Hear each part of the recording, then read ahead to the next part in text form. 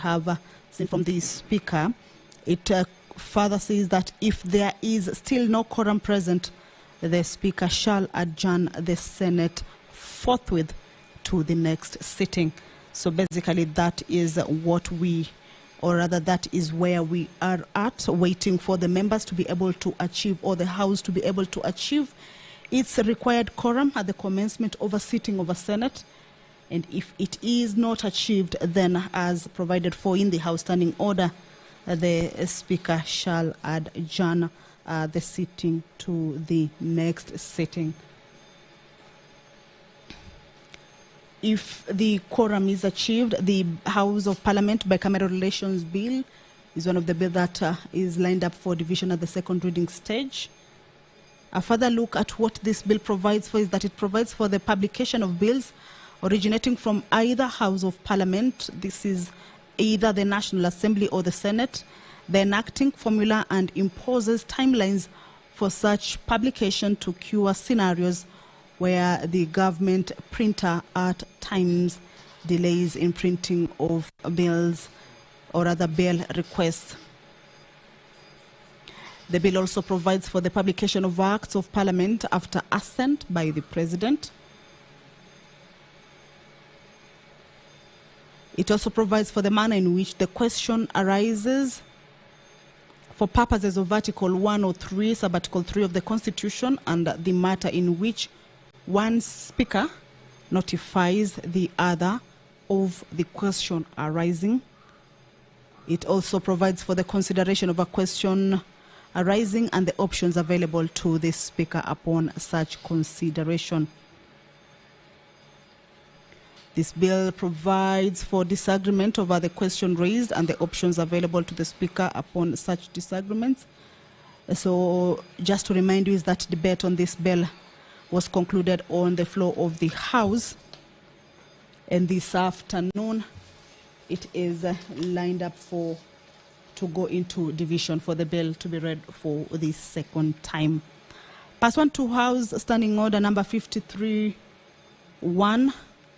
on the request for statement by senators is that the nominated Senator, Honorable Crystal Asige, will this afternoon seek a statement from the Standing Committee on Finance and Budget regarding an allocation of 156 billion given by the World Bank to the Kenyan government for integration of 400,000 refugees.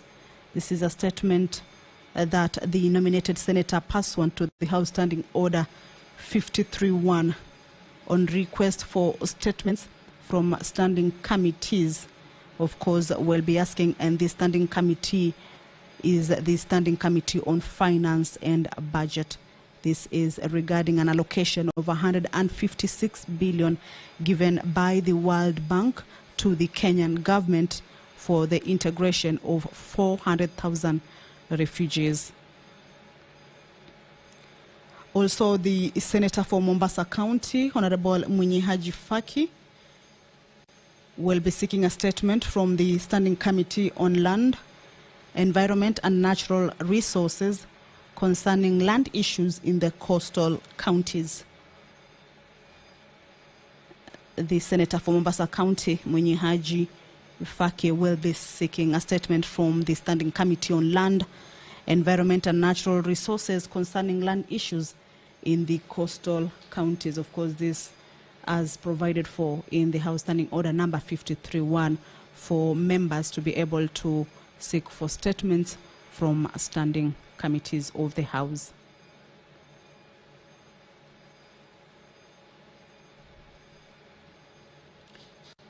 Also, Standing Order number 57-1.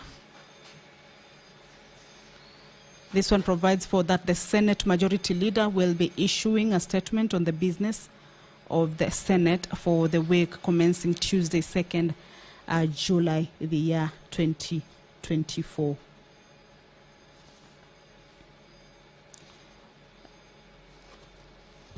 That is the second phase, if I could call it so, of the quorum bell.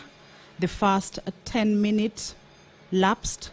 This is the second 10 minute, but once this round lapses, then the Speaker will, as provided for in the House Standing Order, adjourn the House until the next sitting.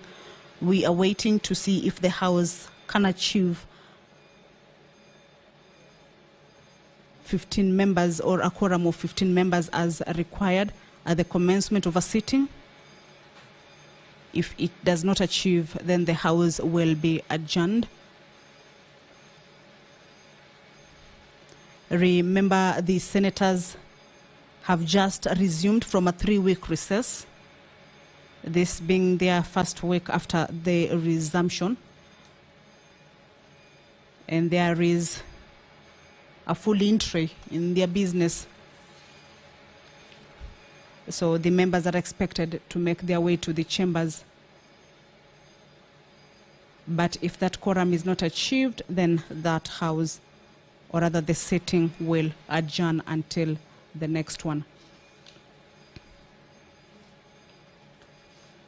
The Senator, Honorable Fatuma Dulo, will be moving a notice of motion on the stoppage of funds to Isiolo County due to the failure by the governor to honor Senate summons or other summonses.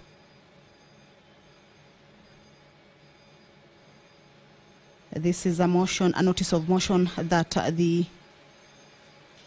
Isiolo Senator Honorable Fatuma Dulo will be seeking to move this afternoon.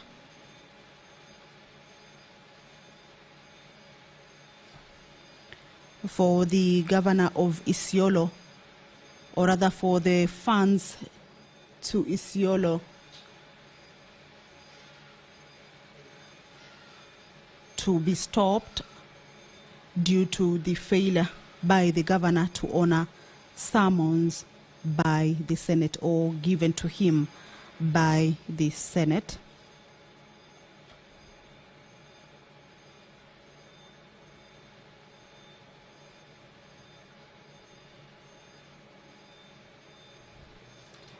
The senator, after presenting her notice of motion, will be seeking to have the House resolve that the Controller of Budget should not authorize any withdrawal of public funds by the County Governor of Isiolo until the Governor has responded to the issues raised in the summons to the satisfaction of the Senate.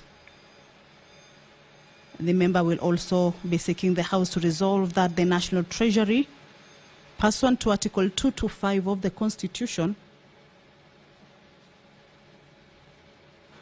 the Speaker is addressing the House. Let's listen in. Please.